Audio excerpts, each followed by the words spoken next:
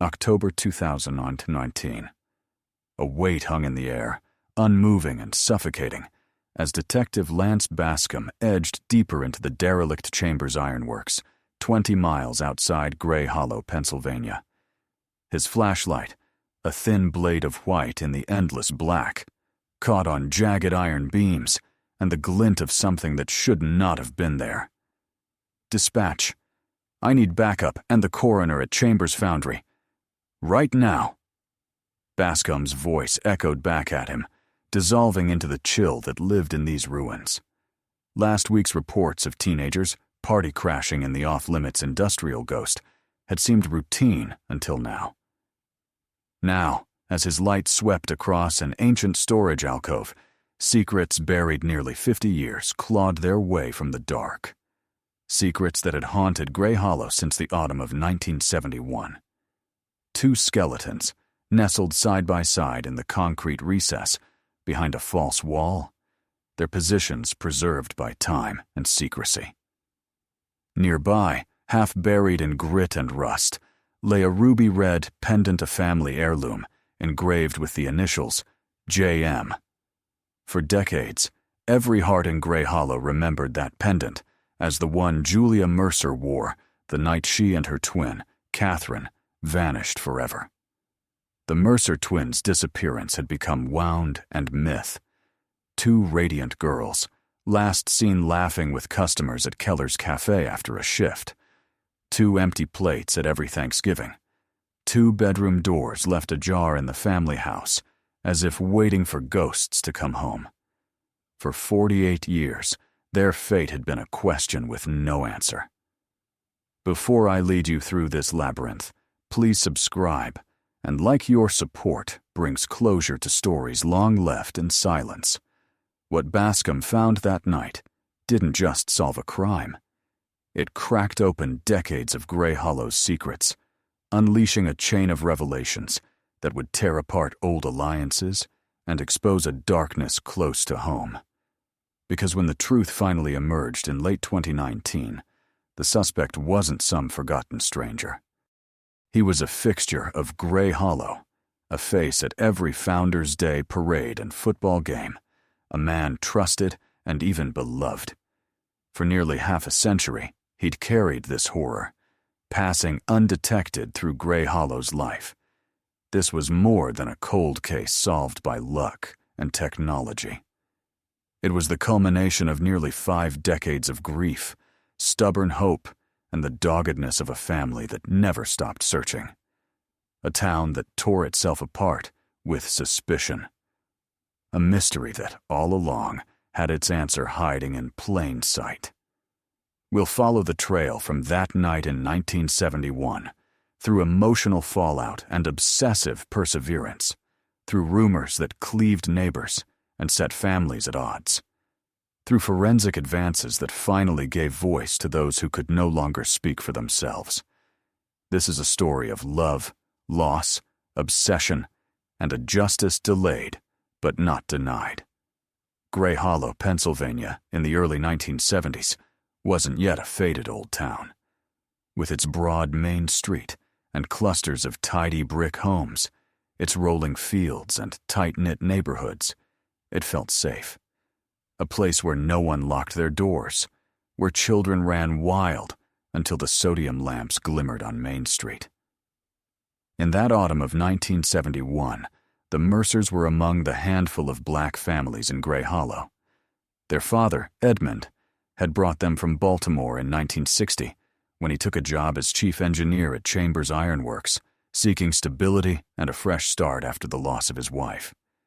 Julia and Catherine, identical in looks but not temperament, quickly became pillars of the young community tutors, Sunday school volunteers, the stars of the Keller's Cafe waitstaff in their matching green uniforms. But fate had written another plan for the twins, one that began on a cold October Thursday, with laughter, ended in unthinkable absence, and cast a shadow over Gray Hollow that even time could not entirely erase. October 21st, 1971, began as any other Thursday in Gray Hollow. Julia and Catherine Mercer started their afternoon shift at Keller's Cafe just after lunch, tying on their emerald aprons at the same time, the way they had always done. The town was unusually busy. The hardware store across the street was running a fall clearance sale, and the local high school had dismissed students early for a faculty workshop. Cafe regulars sipped coffee and traded small-town gossip, but behind the counter, the sisters kept everything running smooth. Julia, the quieter of the two, moved with purpose, filling salt shakers and organizing menus, her face betraying little. Catherine, always ready with a smile, lingered to joke with customers, laughing in a way that made even the grumpiest millworker soften. They worked as they always did, perfectly in sync, but each lost in her own thoughts. Julia planning how to pay for her first year at nursing school, Catherine daydreaming about her favorite records and the chance to audition for a gospel quartet in Philadelphia. Close to 8 p.m., they clocked out, waved goodbye to their boss, Mrs. Rawlings, and stepped into the cool October air, their breath visible. "Same time tomorrow, girls," Mrs. Rawlings called after them. "You bet," Catherine replied, her voice sharp and bright. No one at Keller's Cafe ever heard from the Mercer twins again.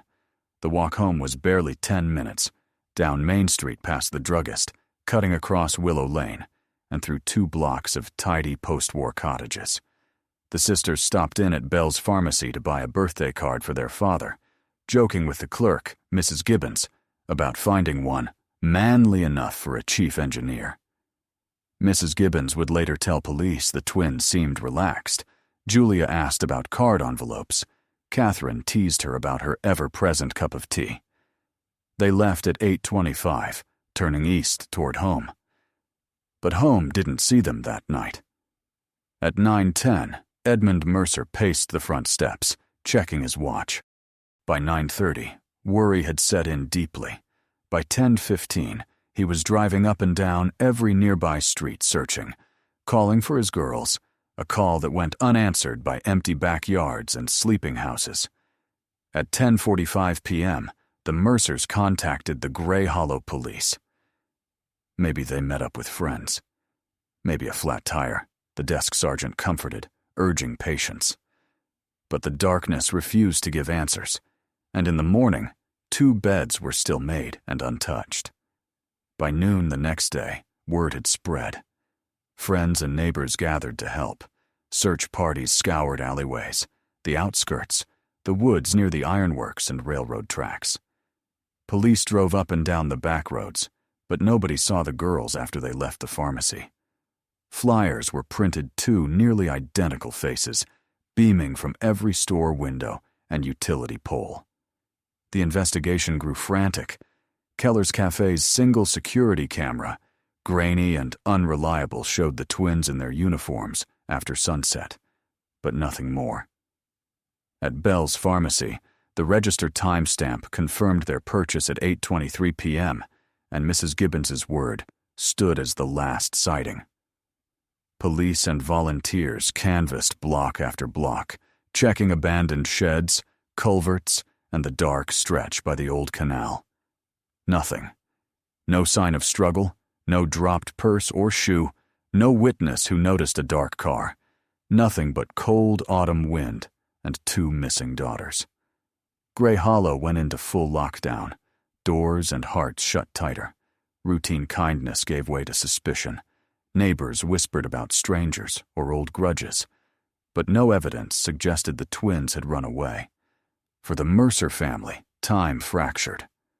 Father Edmund maintained a tireless search, building an enormous map of the town and surrounding countryside, marking every street, alley, and rumor with pins and notes.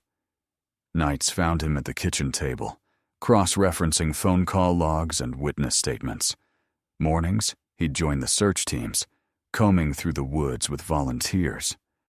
Julia and Catherine's younger brother, Marcus, aged 13, grew up that winter, taking over household chores as their mother withdrew into grief, lighting candles below her daughter's wedding photo and refusing to pack away their clothes.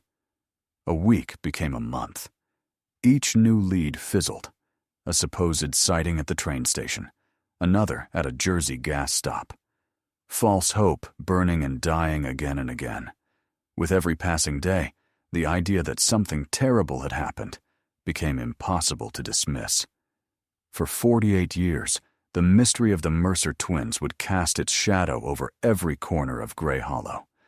Only now, in 2019, were the first real answers about to surface. The seasons changed around Gray Hollow, but for the Mercer family, their clocks stopped. The girls' bedrooms remained untouched, sunlight falling on neat beds and shelves lined with unread library books, their favorite records stacked just so. Julia's red pendant, the family believed, was gone for good, lost along with their sense of safety. In those early weeks, the entire town came together as never before, if only for a while. Teams of volunteers combed the woods, drained the canal, and knocked on every door, hoping for a clue. Cars crawled at a snail's pace down the back roads, their headlights slicing the endless dusk. Local businesses donated food and supplies, and the church held vigils that filled every pew. As days stretched into weeks, suspicion thickened. People started to look at one another differently. Stories spread about strangers seen near the ironworks, an out-of-town truck loitering by the canal, or folks with old grudges against the Mercers. The police, unaccustomed to anything more serious than petty thefts, were overwhelmed. Each passing day without answers amplified the fear. Even the high school football game was paused. Children were called in before sunset. Detectives interviewed everyone with a connection to the Mercer twins. The town's mechanic, Sam Bowden, became an early focus because his blue pickup was spotted by Bell's Pharmacy the night of the girl's disappearance. He denied any knowledge, his rough hands trembling as he cleaned grease beneath his nails in the interrogation room. His alibi, the recollection of a wife weary from years of his late-night habits, was enough for the moment, but not enough to erase suspicion. 3 other names surfaced, all quickly checked and exonerated, yet whispers continued after their innocence was proven. But soon, the town's unity eroded. Families who'd hunted together for decades began to turn away from each other at Sunday worship. Some parents pulled their children out of school. Friendships faded. Fear made people strangers in their own homes. Detective Harold Sims, newly promoted and lacking experience with such sorrow, worked himself to exhaustion, doggedly following every lead. But the era's forensic skills were limited, and for all his good intentions, clues faded as autumn gave way to winter. Even new technology couldn't help. Insufficient evidence, unreliable memories, every promising development collapsed into another dead end. A year passed, then 5. Margaret, the twins' mother, grew thinner and quieter with each anniversary, clutching Julia's favorite scarf. Edmund chased hope wherever it whispered, tracking down every rumor, including wild claims of sightings as far away as Chicago or Atlanta. Marcus, the younger brother, made himself invisible, shrinking from the world that would forever ask him, "Were you Julia or Catherine's brother?" Life in Gray Hollow changed, its innocence replaced by caution. Blank corners took on menace, and everyone locked their doors now. The Mercers, once the embodiment of neighborliness and grace, became the town's silent reminder of loss, 2 faces, always watching from faded flyers stapled to telephone poles.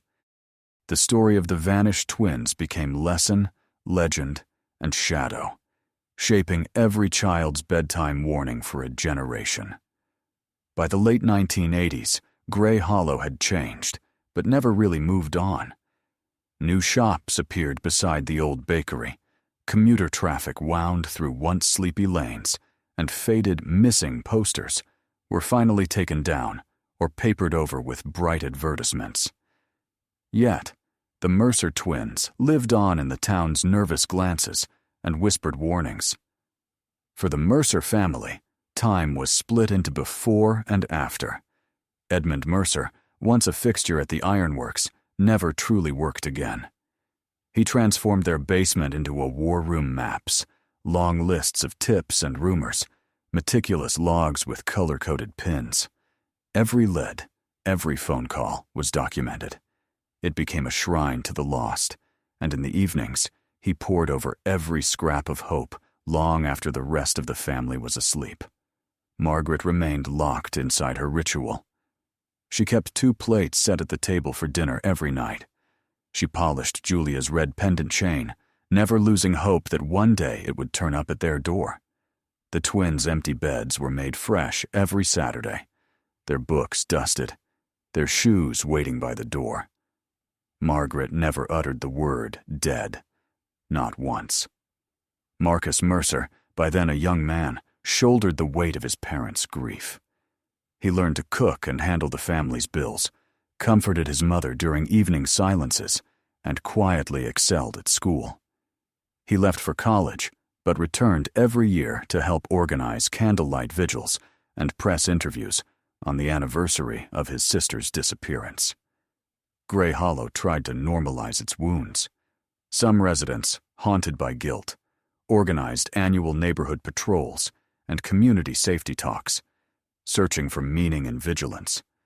Others, especially those newly moved to the area, grew tired of the unsolved mystery, wishing merely to live quietly and move forward. Even so, each fall, as October chilled the wind, memories resurfaced. Teachers retold the Mercer twins' story to warn students. Stay together, don't take shortcuts, and tell your parents if you ever feel uneasy. The investigation was revisited countless times. In 1992, a new sheriff reviewed the files, interviewing retirees who might remember stray details, but nothing new came. In 1998, a rumored confession at a rehab clinic proved a hoax. DNA kits arrived, but the lack of preserved evidence rendered them useless. Still, hope endured, never entirely fading. In these decades, urban legends attached themselves to the case like barnacles. Some claimed to see the twin sisters' spectral figures in the woods or hear faint singing from the old ironworks at night. But for the Mercers, there was nothing supernatural, only the ache of the unanswered, the relentless weight of never knowing. And then, in the autumn of 2019, came the unexpected call. A set of human remains had been found beneath a false wall in Chambers Ironworks. The case was about to erupt back into the heart of Gray Hollow, shattering years of uneasy silence. The autumn wind was sharp when Detective Lance Bascom returned to the Chambers Ironworks, now buzzing with the flashing lights and distant hum of police vehicles.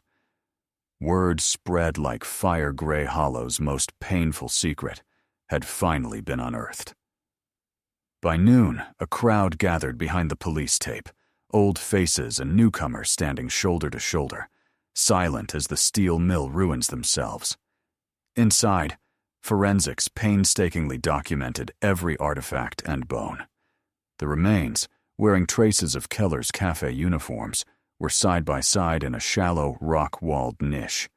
A chain and a shattered but unmistakable red pendant, Julia Mercer's talisman, lay cradled in dirt and rust. Experts collected fragments of fabric and every trace of evidence. Strangers' hands now handled the last, tangible pieces of the girls' lives. Detective Bascom's heart beat with equal parts triumph and dread. He knew this was only the first step. The modern forensic team moved swiftly, analyzing soil, pollen, even tiny flecks of machine oil left from the vanished days when the mill still ran. State investigators combed through old blueprints and repair logs, searching for who could have made such a concealed passage or known it ever existed. Word reached Marcus Mercer in Chicago, the call he both longed for and dreaded for decades. He flew home that night, bracing against the gusting October wind as he stood with his father and the last of the crowd, their grief old but still raw. Margaret stood at her daughter's bedroom window, refusing the world's gaze, her vigil unending. DNA tests soon confirmed the obvious. After 48 years, Julia and Catherine had been found.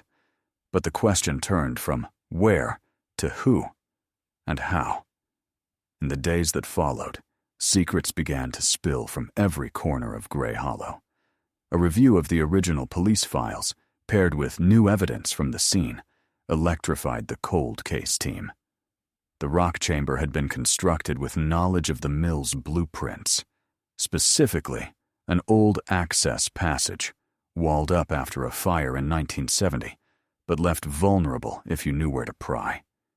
The soil analysis uncovered traces of a rare industrial solvent used only during the mill's final years, narrowing the pool of suspects to a handful of former maintenance staff and shift supervisors. Worse, a critical error was revealed. One of the original suspects, dismissed only due to a weak alibi and personal standing in the community, had worked the exact tunnel where the bodies were hidden. This man was Charlie Fleming, a maintenance foreman adored for his charm, who had attended every vigil and even delivered heartfelt speeches about the dangers of apathy and forgetting. Re-examination of service records and old staff rosters showed Charlie was assigned to the fire-damaged wing the very week the twins vanished. His wife, now long gone, had vouched that he was home watching television, but her private diaries, found in storage by their adult daughter, revealed controlling, sometimes violent behavior, and suspicions she'd never spoken aloud. Her notes, combined with fingerprints on the wall stones and minute traces of the unique solvent on old tools recovered from Fleming's shed, compelled police to look closer. The news was shattering. A trusted fixture of the community, present at every memorial, was now the prime suspect. As detectives closed in, the story spread beyond Gray Hollow, reigniting the town's deepest wounds and forcing every family to question how well they really knew their neighbors. With mounting evidence, Detective Bascom and the state investigators confronted Charlie Fleming. Now past 70, his hair had gone as silver as the moonlit river, his gait slow, but his mind alert. He greeted the officers with customary small-town politeness, inviting them into his immaculate kitchen. The conversation began gently, memories of the old mill, his pride in decades of community service. But as the topic turned to the autumn of 1971, Charlie's eyes flickered. The mask of hospitality slipped, if only for a heartbeat. Forensic reports laid out the facts. Unique solvent traces matched the samples from the crime scene, and his fingerprints were found pressed into mortar on the secret wall. Tools from his workshop still bore particles of the same kind of dust found at the burial site. Most damning, a battered, long-forgotten lunchbox found in his shed inside, a faded cafe order ticket with Julia Mercer's handwriting, and a cheap hairpin identical to the kind Catherine often wore. When shown the evidence, Charlie's composure vanished. He trembled, at first denying, then blaming, then weeping, claiming he only meant to scare the girls after an argument. That it all went wrong so quickly. Investigators listened in grim silence as the truth unraveled, a moment of anger, violence in the dark, panic, and years of hiding behind good deeds and routine. Charlie Fleming was arrested that afternoon. When news broke, Gray Hollow was paralyzed. Some defended Charlie, unable to accept a beloved neighbor as a monster. Others raged at the decades of unknowing, at the blindness of trust. Memorials sprung up overnight in front of Keller's Cafe, photographs of the twins pressed among the flowers and candles, apology notes scrawled by trembling hands. The Mercer family sat quietly at home. Edmund, weary but composed, told reporters, "We waited half a lifetime for this. Justice is slow, but it comes. Remember, never forget, and never stop searching for the lost." Charlie Fleming's trial rocked Gray Hollow in the spring of 2020. In the old courthouse, neighbors gathered, some bristling with disbelief, others demanding closure. Prosecutors laid out the evidence with a cold, unwavering precision. Forensic timelines, artifacts, tragic diary entries, and the pattern of trust betrayed. Fleming's lawyer, with little ground to stand on, pleaded his client's age and frailty, but the truth was too heavy. Charlie sat motionless as Julia and Catherine's story, once a haunting question mark, was laid bare before all. The jury took less than a day. Guilty on all counts. The judge's voice echoed in the solemn chamber. No age, no passing of years can erase the weight of these crimes. Fleming received 2 life sentences, to be served in the state penitentiary, even as his own days were numbered. In the days that followed, Gray Hollow grieved and rebuilt. The cafe reopened with new owners, hanging portraits of the Mercer sisters in a place of honor above the counter. The school held assemblies on safety and remembrance. The town newsletter ran a column on vigilance and justice. For the Mercers, healing was a quiet, personal journey. Edmund, his mission fulfilled, passed away just months after the verdict, his burden finally eased. Margaret, finding solace at last, donated her daughter's books and records to the local library. They should be shared, always remembered, she whispered. Marcus started a foundation to aid families of long-missing persons, funding cold case investigations across Pennsylvania, giving hope to others lost in endless uncertainty. Gray Hollow changed forever, but in time, the memory of the lost twins became a symbol not of fear, but of resilience. Each October, candles lit the park, and bells rang twice, once for Julia, once for Catherine. The story of the Mercer sisters found new purpose, reminding everyone that secrets, however deeply buried, can be brought to light, and that even after decades of darkness, justice and remembrance can prevail. If you were moved by this story, subscribe and share. Somewhere, another family is still waiting for answers, still hoping for the light at the end of a very long night.